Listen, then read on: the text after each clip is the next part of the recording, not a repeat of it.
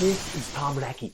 I'm seeing all these videos about how to clean out bone from your arteries, how to reverse arterial sclerosis.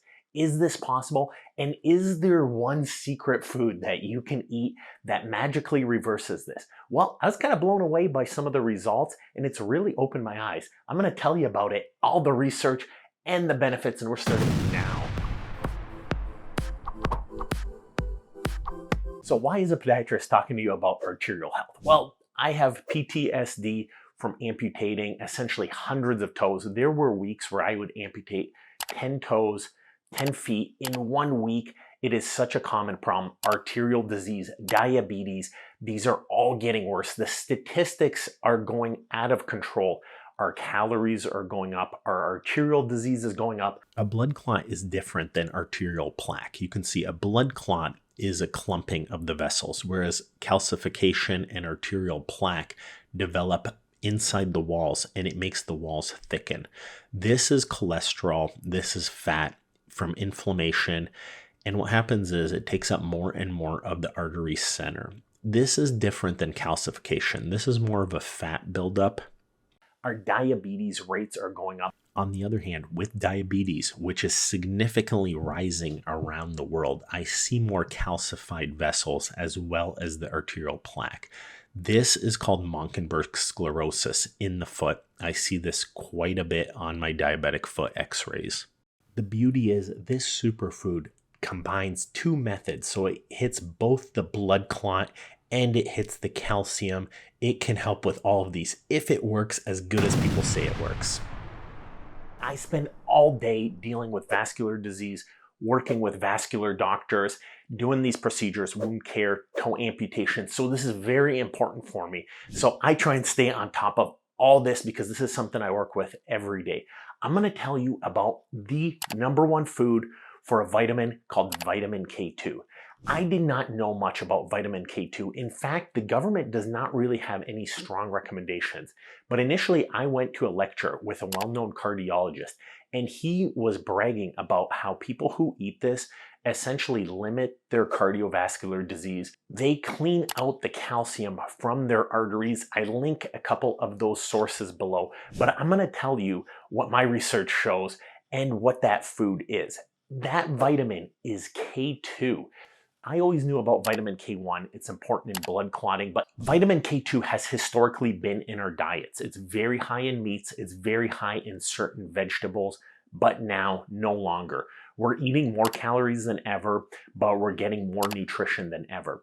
I was reading a study that since 100 years ago, there's about 90% less magnesium in our food. That's very true for vitamin K2 as well. The World Health Organization, FAO, say that people probably only get 5 to 25% of their daily recommended value of vitamin K2. There's two types, MK4 and MK7. MK7 lasts a lot longer, and it's found in fermented foods, natto, soy, sauerkraut, cheese. It is also made by GI tract fermentation. Our nutrition is decreasing as we're eating more pastries, more grains, more baked goods. We're eating less meats, less green vegetables. Get the obesity rates around the world. It's not just North America and the United States, which is a myth. Europe's actually a little bit higher. South America's getting up there. The world overall, Asia, Oceania, and even Africa is getting up there. So everyone is getting more and more obese. So look at these statistics. Since just 2000, it's gone up from 30% to 42.4%. And even the severe obesity rate has doubled.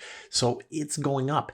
And what about COVID? When COVID started, the rates shot up even more rapidly. So this problem is already horrible and it's only getting worse. People are getting higher rates of diabetes. Everything I'm going to talk about here is more relevant than ever. To me, these rates are crazy. Pakistan, Egypt, Qatar, Malaysia, Saudi Arabia, the Middle East, Mexico, extremely high diabetes rate. The US is actually number 55 in terms of population. Right around there is China. And believe it or not, China actually has the most overall diabetics in the world now. And after COVID, the pre-diabetes rate is rising. So China and India make up the vast majority of diabetics worldwide.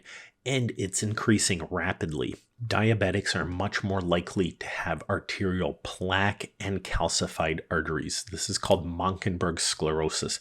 I see this a lot in my diabetic patients. When I took a foot x-ray, the vessel is just really calcified. Let me tell you about the top 10 benefits of vitamin K2. And I'm going to count them down from least important to most important. Number 10, improvement in exercise performance. Studies do show that vitamin K2 could impact exercise performance because it does work on mitochondria. That's the powerhouse energy sector of our cells. Number 9, skin health. Early research in vitamin K2 shows that it can play a role in skin health, potentially reducing aging. Who doesn't want that? Number 8, anti-inflammatory properties. There are a lot of great natural supplements for inflammation. Specifically, check out my turmeric and curcumin videos. Vitamin K2 is another one that shows anti-inflammatory benefits, although more studies are being done. Number 7, brain health. Emerging evidence suggests that vitamin K2 has neuroprotective properties, especially in the prevention of Alzheimer's disease. So there is a few studies that are looking at Alzheimer's disease and vitamin K2, but early on, it looks like it does provide some benefit. Number 6, diabetes management. The European Journal of Pharmacology has shown that vitamin K2 may improve insulin sensitivity, thus helping with diabetes. That's no secret because it's part of a healthy, balanced diet that we're going to talk about.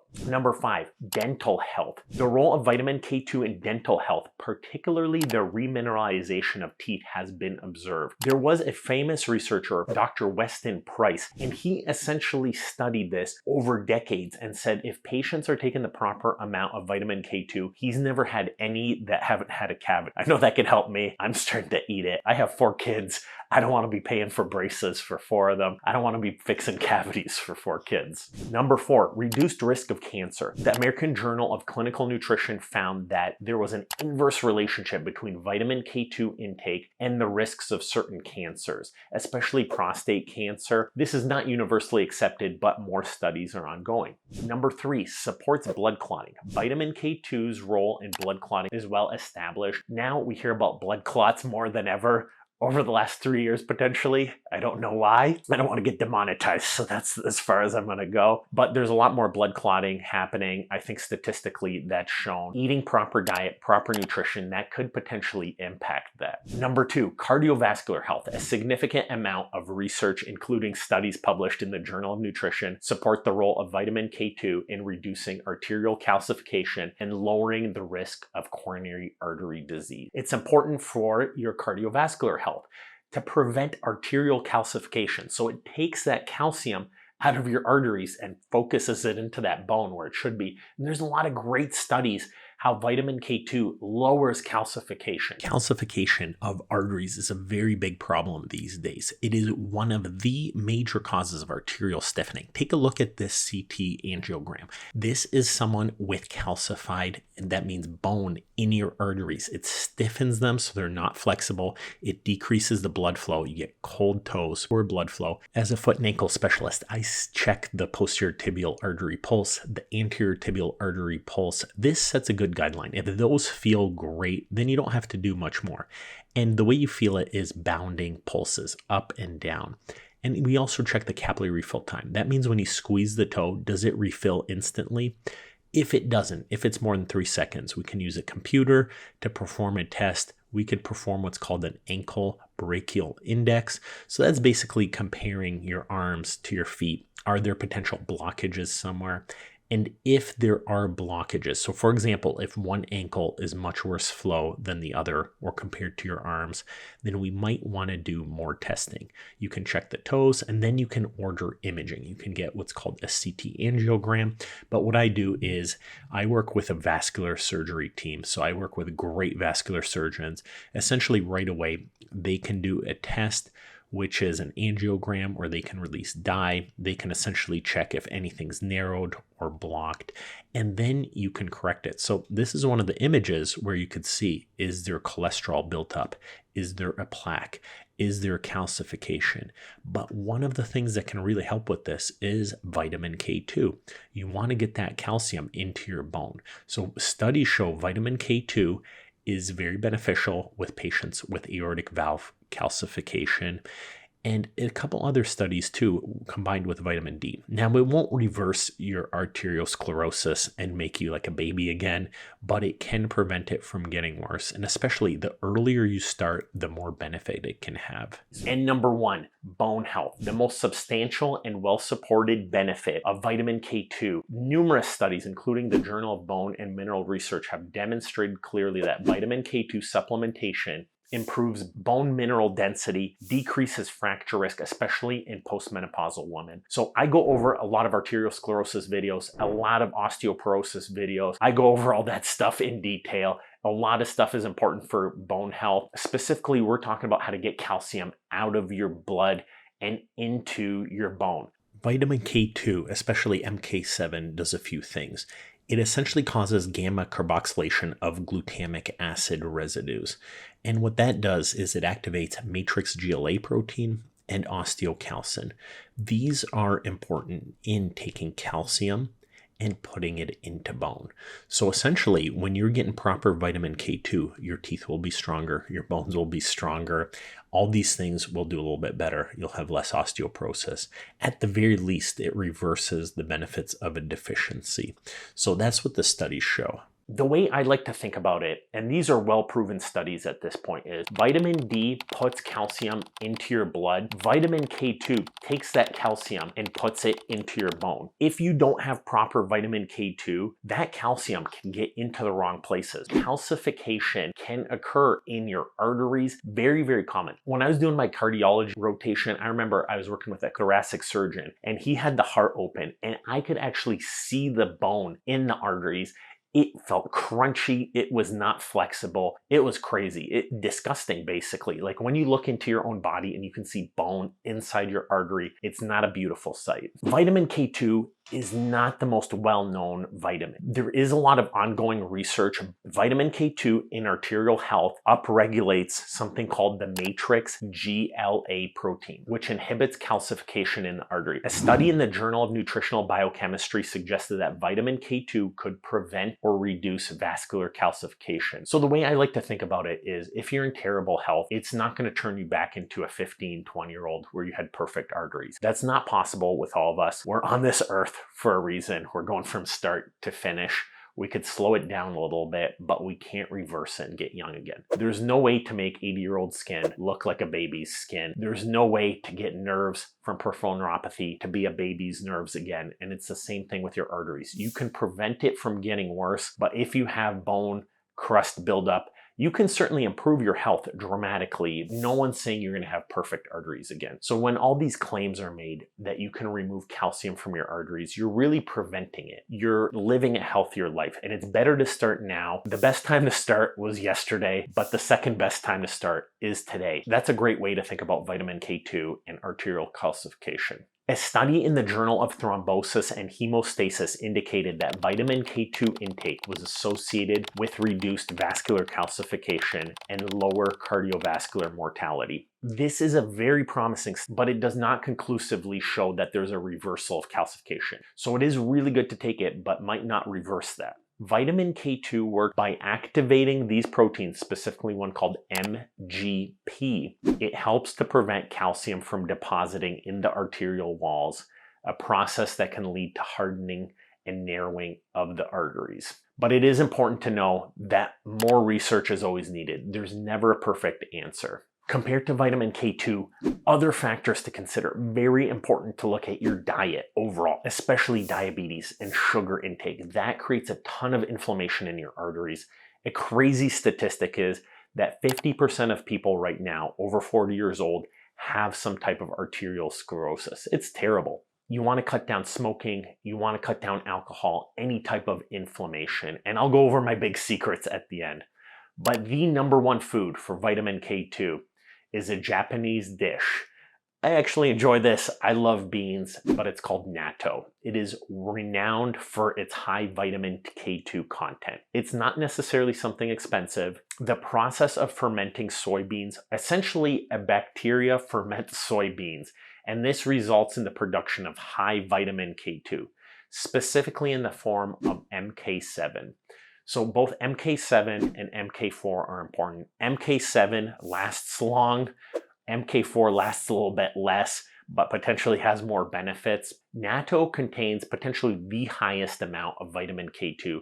There are other foods that contain it. Check out my guide below, but a lot of meats contain it. Natto is by far number one though, because that bacteria creates it. There's a lot of different ways to prepare natto, and one big trick is, I heard that freezing destroys that vitamin K2, but looking at it further, the more I did research, it seems to be flimsy evidence. Tell me what you think. So you can freeze it, you can store it, you can potentially make that natto and have it last a long time. If you're on blood thinners, so warfarin, for example, or other medications for blood clotting, taking a lot of vitamin K2, so eating a ton of natto, just be aware, check with your cardiologist, because it could change your bleeding time. It can change your clotting time if you're eating extreme amounts.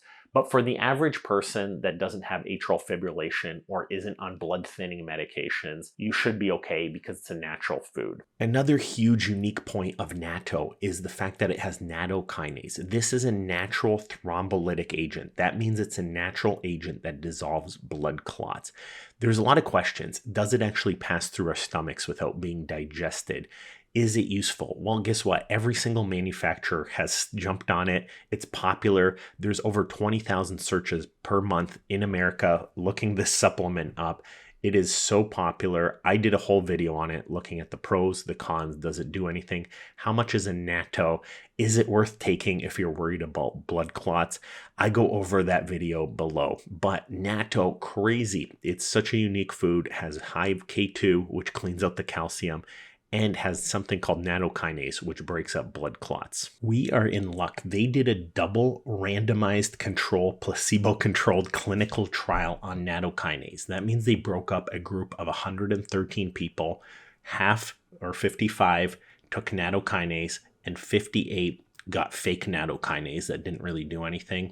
And at the end of a 120-day interval, so 4 months, there was no real difference. So for whatever reason, in the real world, they did not observe significant differences taking nattokinase supplements. Sometimes people take supplements that are huge molecules. How the heck do these get absorbed? Well, the answer is large molecules don't. They have to get broken down into their elements or smaller amino acids and get transported through the membrane. So a study just took a look at this like a month or two ago. So I'm actually very impressed how recently this came out. If nattokinase is actually transported into the body, because I always thought, hey, if you eat this large enzyme, is it just digested and broken down and becomes useless and cannibalized for its amino acids? But apparently this nattokinase does bind to some receptors. And what happens is a liposome forms, and it's like a carrier molecule through the cell membrane.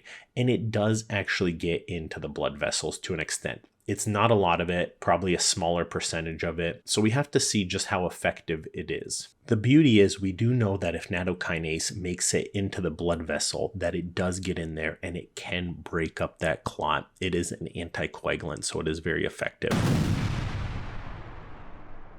Natto is rich in vitamin K2. It has a lot of fiber, has a lot of B vitamins and minerals. This is a superfood. It is highly proven in studies for cardiovascular health, cardiovascular benefit. Potentially it could reverse calcification. It's not really proven. The studies are pretty clear that it does help with bone health. It does help your arteries long term, at the very least preventing further damage. The downside is it's an acquired taste. It could be smelly, it could be sticky, it could be slimy. I personally love eating beans. They're delicious for me.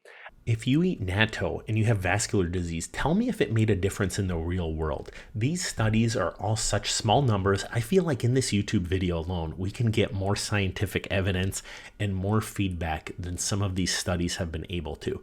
It's actually very interesting to learn what people's experiences are on a large scale. So let me know down below. It should be fun. At the same time, if you have soy allergies, you might not be able to consume natto. And as I mentioned, blood thinner or warfarin interaction, you have to be careful. Check with your doctor. If you eat natto, I would love a comment down below. Tell me if you feel it's working. Have you had any lab studies done? I'm very interested to see how this stuff works in the real world, because the studies aren't very reliable.